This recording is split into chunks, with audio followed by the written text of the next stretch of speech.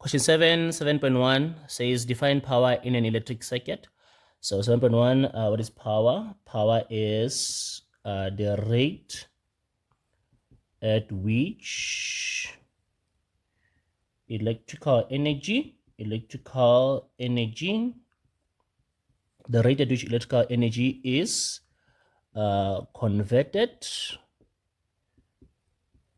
in a circuit there. The rate at which electrical energy is converted in a circuit. This is how we define power in an electric circuit there.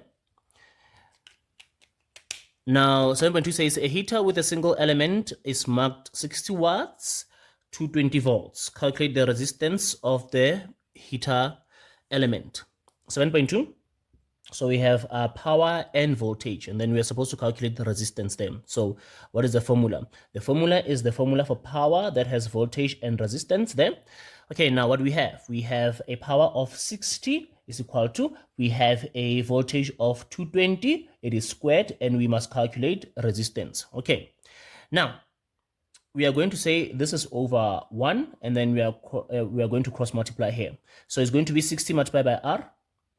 Let me remove that. 60 multiplied by R is 60. R is equal to 1 multiplied by 220 squared is just that 220. I'm going to keep it squared like that. And then now divide here by 60, divide here by 60 to solve for that R here. It's going to cancel out. And then it's going to be 220 squared over 60. So we have 220 squared divided by 60 here, giving us a 806.67 here. We have 806.67 ohms of resistance there. Okay,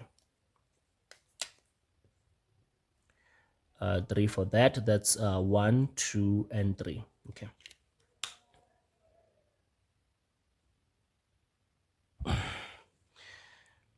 So 7.3 says the diagram shows a circuit that consists of two cells connected in series.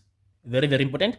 Two cells connected in series. Each cell has a potential difference of 1.5 volts. So it means that we have a voltage of the battery of 1.5, two cells, multiply that by 2, we have a battery with 3 volts of voltage. Okay, that is the total voltage of the circuit. Okay, two resistors with a resistance of 3 ohms and 5 ohms are also connected in series. So we have two resistors connected in series. That is also important for calculating total resistance. Now let's see what the question wants. Calculate the potential difference across the 5 ohm resistor. The voltage, the voltmeter reading over here, the voltage drop across the 5 ohm resistor there. Okay, now we need the current. We need to find the current, and if you look at this ammeter here, it is reading the total current. We must calculate the total current there in a series circuit. Anyway, in a series circuit, the current is the same throughout. So whatever current we get, there is the current that we need there. There are no branches here. Okay, now 7.3, let's see. The first thing that we do is that we calculate the total resistance, because now if we are going to say Ohm's law, current is equal to voltage over resistance, and we say total current, total voltage, total resistance. Now we can see that the total voltage is 3 from there. Now the total resistance has to be, for resistors connected in series, we must simply just add the resistors there, R1 plus R2.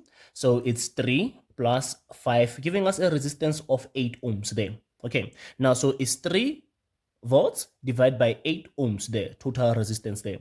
So it's going to give us the current throughout the circuit there, throughout the series circuit is 0.375 amperes there. So it means that the current flowing through that resistor there is this amount. The current flowing through each resistor is this amount, because the current is the same. So now that we have the current and the resistance for the 5 ohm there, we can calculate the voltage. Ohm's law again. Current is equal to voltage over resistance. The current flowing through there is 0.375 is equal to, we want the voltage divided by a resistance of 5. To solve here, this is over 1, cross multiply.